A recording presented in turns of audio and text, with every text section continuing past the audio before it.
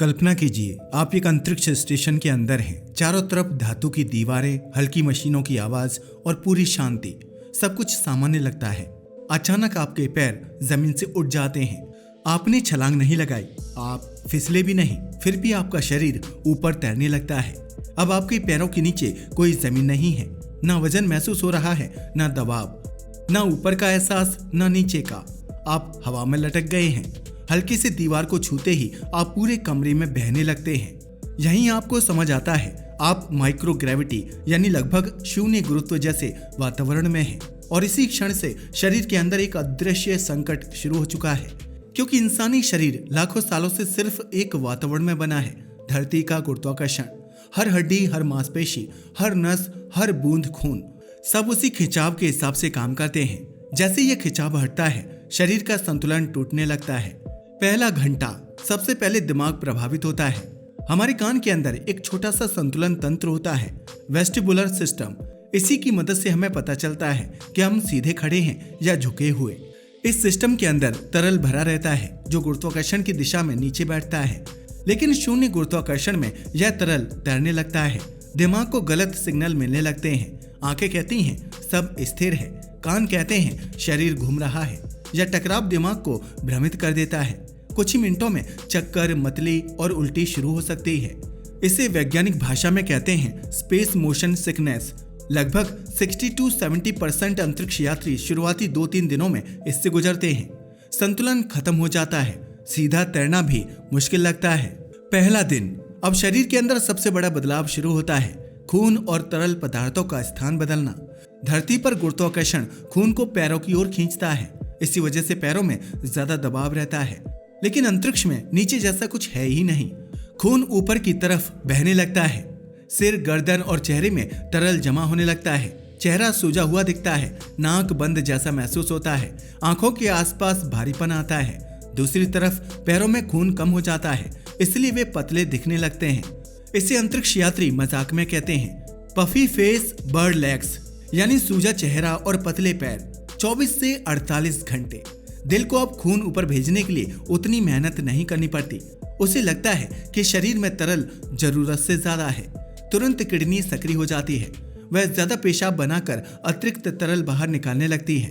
इस प्रक्रिया में शरीर का कुल रक्त मात्रा कम होने लगती है। इसे कहते हैं प्लाज्मा वॉल्यूम लॉस। 2-3 दिनों में प्लाज्मा वॉल्यूम लगभग 10-15% तक घट सकता है। यह शरीर की एक ऐसी प्रतिक्रिया है जो तुरंत तो सामान्य लगती है, लेकिन लंबे समय में नुकसान पहुंचाती है, क्योंकि शरीर खुद को कम खून वाले शरीर में बदल रहा है। पहला सप्ताह, अब असर पहुंचता है मांसपेशियों पर। धरती पर हम हर समय गुरुत्वाकर्षण के खिलाफ काम करते हैं। चलना, खड़ा होना, बैठना, उठना, इन सब में पैरों और पीठ की मांसपेशियां लगातार सक्रिय रहती हैं। लेकिन यहाँ चलने की जरूरत नहीं, खड़े रहने की जरूरत नहीं, वजन उठाने की जरूरत नहीं। मांसपेशियां लगभग बेकार हो जाती हैं। शरीर तुरंत ऊर्जा बचाने की प्रक्रिया शुरू कर देता है। मांसपेशियों का प्रोटीन टूटने लगता है, उनका आकार घटने लगता है। इसे कहते हैं मसल एट्रोफी। 1-2 हफ्तों के भीतर ताकत में कमी साफ महसूस होने लगती है। हाथ से भारी चीज पकड़ना भी मुश्किल लग सकता है। दूसरा और तीसरा सप्ताह, कमजोरी बढ़ती जाती है। खासकर जांघें, पिंडलियां, पीठ, ये हिस्से सबसे तेजी से पतले होते हैं, क्योंकि धरती पर यही गुरुत्वाकर्षण का सबसे ज्यादा भार उठाते हैं। अब उनका काम खत्म है। शरीर उन्हें बचाना जरूरी नहीं समझता। पहला महीना, अब असर पहुंचता है सबसे कठोर हिस्से पर, हड्डियों पर। धरती पर हड्डियां हर कदम पर दबाव सहती हैं। दबाव पड़ता है, हड्डियां मजबूत बनती हैं, लेकिन अंतरिक्ष में कोई दबाव नहीं। शरीर समझता है कि इतनी मजबूत हड्डियों की जरूरत नहीं है। कैल्शियम हड्डियों से निकलकर खून में घुलने लगता है। इसे कहते हैं बोन डेंसिटी लॉस। हर महीने लगभग 1-1.5% तक हड्डी घनत्व घट सकता है। यह दर बहुत तेज है। धरती पर जितना नुकसान सालों में होता है, यहाँ महीनों में होने लगता है। अतिरिक्त कैल्शियम पेशाब के जरिए निकलता है, जिससे किडनी स्टोन का खतरा भी बढ़ता है। पहले महीने के अंत तक बाहर से आप सिर्फ तैरते हुए दिखेंगे, लेकिन अंदर खून कम हो चुका है, मांसपेशियां कमजोर हो चुकी हैं, हड्डियां हल्की होने लगी हैं, दिल की मेहनत घट चुकी है, शरीर का संतुलन तंत्र भ्रमित हो चुका है। शरीर अब धरती जैसा शरीर नहीं रहा। वह खुद को एक ऐसे वातावरण के हिसाब से ढाल रहा है जहां वजन नाम की कोई चीज नहीं है। लेकिन यही ढलना आगे चलकर कमजोरी बन जाता है। पहले महीने तक नुकसान सिर्फ मांसपेशियों और हड्डियों तक सीमित था। शरीर हल्का हो रहा था, ताकत कम हो रही थी, लेकिन अब असर उन अंगों तक पहुंचने वाला है जो शरीर को जिंदा रखते हैं और यहीं से स्थिति गंभीर होने लगती है। दूसरा महीना, दिल पर असर। धरती पर दिल का सबसे बड़ा काम है खून को गुरुत्वाकर्षण के खिलाफ ऊपर भेजना। जब आप खड़े होते हैं तो पैरों से सिर तक खून पहुंचाने के लिए दिल को अतिरिक्त दबाव बनाना पड़ता है। इसी मेहनत से दिल मजबूत रहता है, लेकिन अंतरिक्ष में यह मेहनत लगभग खत्म हो जाती है। खून पहले से ही शरीर में समान रूप से तैर रहा है, दिल को जोर नहीं लगाना पड़ता। जब किसी मांसपेशी का उपयोग कम होता है तो वह सिकुड़ने लगती है। दिल भी एक मांसपेशी ही है, धीरे धीरे उसका आकार छोटा होने लगता है। इसे कहते हैं कार्डियक एट्रोफी। लंबे मिशनों के बाद जांच में पाया गया है कि दिल की मांसपेशी लगभग 8 to 12% तक सिकुड़ सकती है। अब दिल कम खून पंप करता है, परिणाम साफ है, जल्दी थकान, कम सहन शक्ति, थोड़ी गतिविधि में भी सांस फूलना। अगर ऐसे व्यक्ति को अचानक धरती पर खड़ा किया जाए तो दिल पर्याप्त दबाव नहीं बना पाता, ब्लड प्रेशर गिर सकता है, चक्कर आ सकता है। यह स्थिति ऑर्थोस्टैटिक इंटॉलरेंस कहलाती है। खून का निर्माण कम होना। शरीर पहले से ही खून की मात्रा कम कर चुका है, अब वह नई लाल रक्त कोशिकाएं बनाना भी घटा देता है, क्योंकि उसे लगता है ज्यादा खून की जरूरत नहीं। लाल रक्त कोशिकाओं का निर्माण कुछ समय के लिए कम हो जाता है, जिससे हीमोग्लोबिन स्तर घट सकता है। इस अस्थायी स्थिति को वैज्ञानिक स्पेस एनीमिया कहते हैं, जो आमतौर पर धरती पर लौटने के बाद सुधर जाती है। जब खून में ऑक्सीजन कम पहुंचेगी तो कोशिकाएं कम ऊर्जा बनाएंगी। परिणाम सुस्ती, कमजोरी, ध्यान की कमी, जल्दी थक जाना। यह सिर्फ मांसपेशियों की थकान नहीं है, यह पूरे शरीर की ऊर्जा प्रणाली का धीमा पड़ जाना है। तीसरा महीना, सिर की ओर बढ़ता दबाव। अब एक और समस्या उभरती है जो धरती पर लगभग नहीं होती। शरीर के तरल पदार्थ लगातार सिर की ओर जमा रहते हैं, वे नीचे नहीं उतरते। खोपड़ी के अंदर हल्का लेकिन स्थायी दबाव बनने लगता है। यह दबाव आंखों और ऑप्टिक नर्व पर असर डालता है। इसे वैज्ञानिक कहते हैं space flight associated neuro ocular syndrome, यानी SAS। इसके प्रभाव धुंधला दिखना, दूर की चीजें साफ ना दिखना, आंख का आकार थोड़ा चपटा होना, चश्मे का नंबर बदल जाना। कुछ मामलों में दृष्टि लंबे समय तक प्रभावित रह सकती है। यानी शून्य गुरुत्वाकर्षण सिर्फ ताकत ही नहीं, दृष्टि भी प्रभावित करता है। चौथा से छठा महीना, प्रतिरक्षा तंत्र का संतुलन बिगड़ जाता है और उसकी प्रतिक्रिया अनियमित हो जाती है। अब असर पहुंचता है शरीर की सुरक्षा प्रणाली पर। हमारा इम्यून सिस्टम हर समय बैक्टीरिया, वायरस और संक्रमण से लड़ता रहता है, लेकिन अंतरिक्ष में कई चीजें बदल चुकी हैं। तनाव ज्यादा, नींद की गुणवत्ता खराब, हार्मोन असंतुलित, सीमित वातावरण, इन सब का असर सफेद रक्त कोशिकाओं पर पड़ता है। रिसर्च बताती है टी सेल्स की सक्रियता कम हो जाती है, संक्रमण का खतरा बढ़ता है, सूजन बढ़ती है।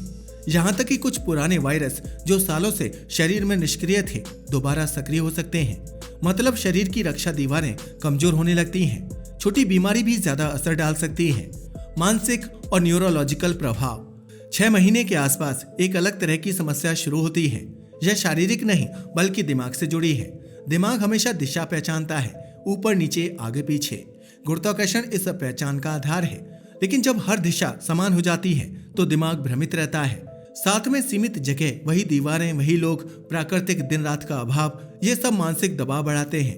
कॉर्टिसोल हार्मोन बढ़ता है, धीरे धीरे चिड़चिड़ापन, ध्यान की कमी, याददाश्त कमजोर, निर्णय क्षमता घटती है। कुछ लोग इसे स्पेस फॉग कहते हैं, जैसे दिमाग पूरी तरह साफ काम नहीं कर रहा। 7वां से 9वां महीना, तेज गिरावट।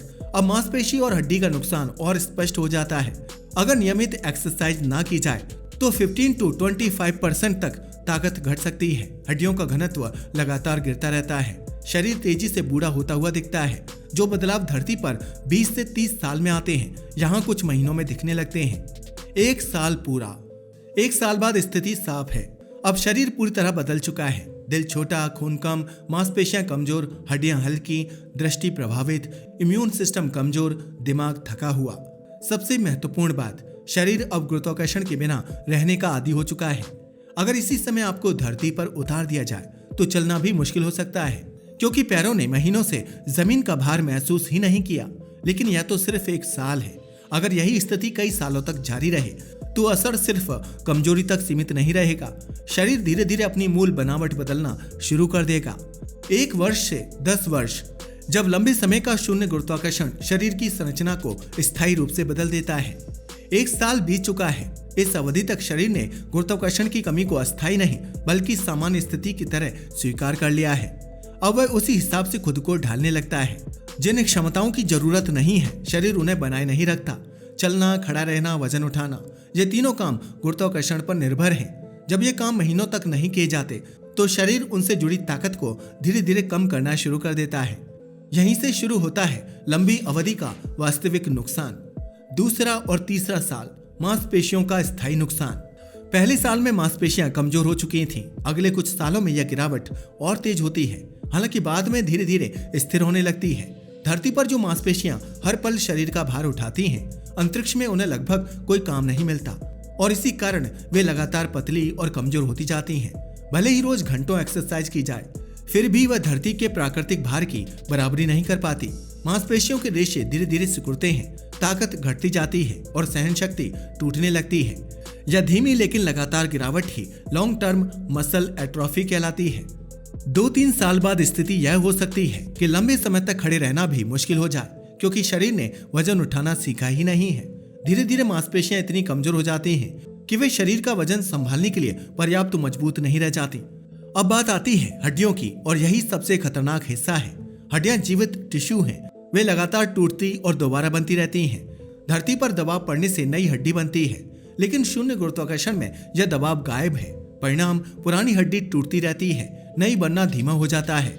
धीरे धीरे हड्डियां खोखली होने लगती हैं। इसे कहते हैं क्रॉनिक बोन डीमिनरलाइजेशन।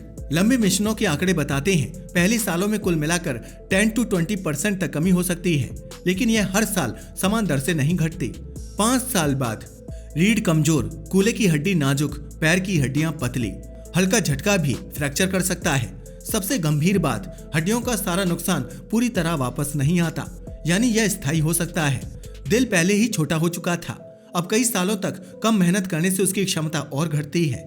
दिल का पंपिंग वॉल्यूम कम होता जाता है, खून की कुल मात्रा भी कम बनी रहती है।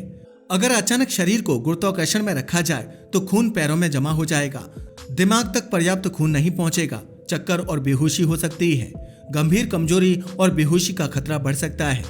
यानी दिल अब धरती के वातावरण के लिए पर्याप्त मजबूत नहीं बचा। अब असर पहुंचता है सबसे जटिल हिस्से पर, दिमाग। दिमाग लगातार अपने वातावरण के अनुसार खुद को ढालता है। इसे कहते हैं न्यूरोप्लास्टिसिटी। जब सालों तक गुरुत्वाकर्षण नहीं होता तो दिमाग ऊपर नीचे की जानकारी को कम महत्व देने लगता है। संतुलन से जुड़े न्यूरल सर्किट कमजोर हो जाते हैं, शरीर का ओरिएंटेशन सिस्टम बदल जाता है। इसलिए अगर लंबे समय बाद धरती पर लौटे तो सीधा चलना मुश्किल हो जाता है।